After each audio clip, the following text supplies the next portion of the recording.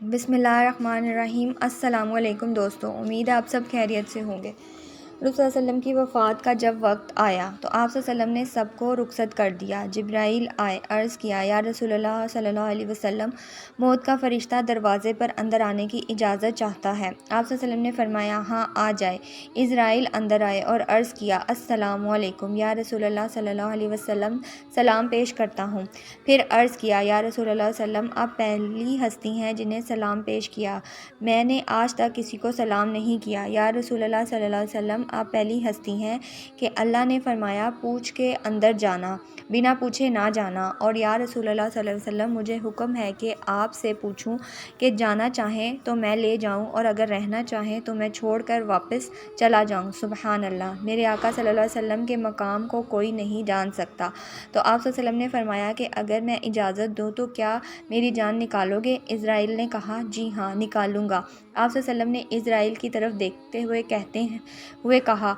Israel ने अर्ज़ किया, या रसूलल्लाह सल्लम, अल्लाह आपकी मुलाकात के शौक़ में है। सुबहान अल्लाह। तो आप सल्लल्लाहु अलैहि वसल्लम ने इज़राइल से फरमाया, जाओ पहले अल्लाह से पूछ कर आओ, मेरे बाद मेरी उम्मत के साथ क्या करेंगे अल्लाह। इज़राइल वापस आए और अर्ज़ किया, या रसूलल्लाह सल्लल्लाहु अलैहि वसल्लम, अल्लाह फरमाते हैं, साथ दूंगा, तन्हा नहीं छोड़ूंगा। तब आप सल्लल्लाहु अलैहि वसल्लम ने फरमाया, अब मेरी आंखें ठंडी हैं। अल्लाह वक्त आखरत और ज़ुबां पर उम्मत उम्मत, वक्त वसाल और इस वक्त भी अपने नवासों और अहले अयाल की नहीं बल्कि उम्मत की फ़िक्र है।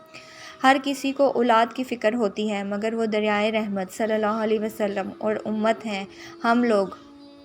क्या ऐसी उम्मत के लिए रोना, वो सारी सारी रात? क्या आप सल्लल्लाहु अलैहि वसल्लम की ताइफ में खाए हुए पत्थरों का? मेरे रब की इज़्ज़त की कसम, अगर इस कमी वाले आप सल्लल्लाहु अलैहि वसल्लम की रुआएं मांगते हुए दुआएं ना होती और वक्त विसाल उठाया हुआ सवाल ना होता तो अब तक हम भी साबका उम्मत की तरह बंदर और खंजीर बन गए होते। तमाम उम्मतों पर अज़ाब किस वजह से आया? अल्लाह की नाफरमानी की वजह से ना। तो क्या हम नाफरमानी नहीं करते? फिर क्यों हम बचे हुए हैं? कभी सोचा? यह आप सल्लल्लाहु अलैहि वसल्लम की दुआएं हैं जो राह में राहमिल हो जाती हैं। अल्लाह की कसम, क्या यही सिला आप सल्लल्लाहु अलैहि वसल्लम की मोहब्बत का? दिखाए कोई कानून दुनिया का और बताए कोई अदालत ऐसी कि जहां मोहब्बत का ये सिला मिलता हो, जो कि सारी सारी रात हमारे लिए रोते थे, जिनको मौत भी अदब से सलाम करती। इस हस्ती मोहम्मद सल्लल्लाहु अलैहि वसल्लम की हुकूमत को हमने भुला दिया, बस डाल दिया। इसकी सुन्नतों को अपनाते हुए हम शर्मिंदगी होती है।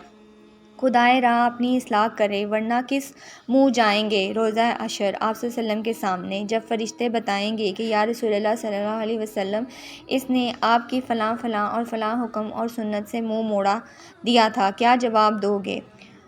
वो इस कदर शफ़क़े ज़ात है, दरियाए रहमत है, हमसे आप सल्लल्लाहु अलैहि वसल्लम की मोहब्बत का हक़ भी अदा नहीं हो सकता, मगर कम से कम इनके लाए हुए अहकामात और इनकी सुन्नत की पैरवी तो करें।